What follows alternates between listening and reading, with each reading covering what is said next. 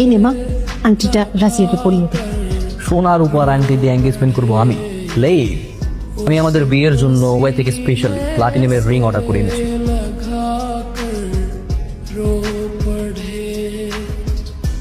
পায়ে 2 টাকার স্যান্ডেল, ইউনিভার্সিটিতে ঢুকার ভিসা কে দিল রে? তুই থাকোস কই? সবাই পাশে বসতিতে।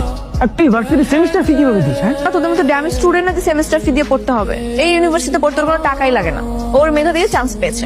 তোদের জন্য না এই ভার্সিটি না, তোরা না পাবনায় চলে যা। রাইসুল, তুমি সামনে আগাও, আমি আসছি, কথা আছে।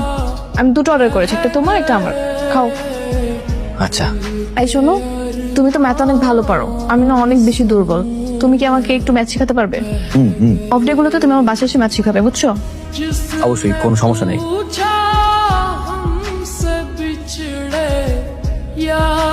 দেখো তো এটা কেমন। তো ছেলেদের জুতা তোমার ভাই মানাবে না। আমি আমার জন্য নিচ্ছি না, তোমার জন্য। আমার জন্য কেন? এটা আমি তোমাকে গিফট করব। না না না, গিফটের দরকার নাই, সমস্যা নেই। কালকে থেকে তো তুমি আমাকে টিউশন করাবে, সেই টিউশনের অ্যাডভান্স পেমেন্ট হিসেবে তোমাকে আমি গিফট করবো। এবার নেবে? পায়ে পড়ে দেখো, আগে নিন।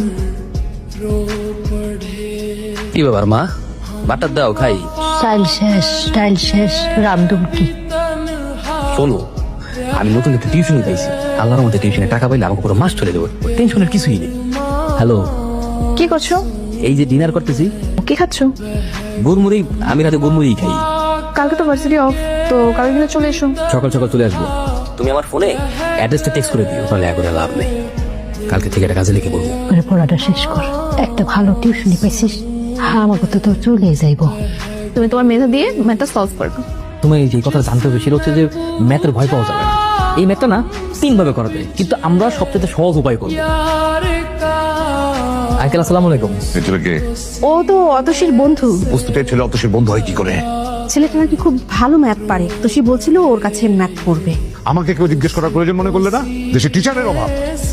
আজকে বিদায় করে দাও। বলনি কোন একটা বস্তির ছেলেকে তোমরা ঘরের ভেতরে ঢুকিয়েছো, মানুষজন দেখলে আমার মান সম্মান থাকবে? আচ্ছা চিল দাদা। অতসীর বাবা ওর জন্য একটা আগে থেকে টিচার ঠিক করে ফেলেছে, উনি কাল থেকে ওকে পড়াতে আসবে। তো তোমার না আসলেও চলবে।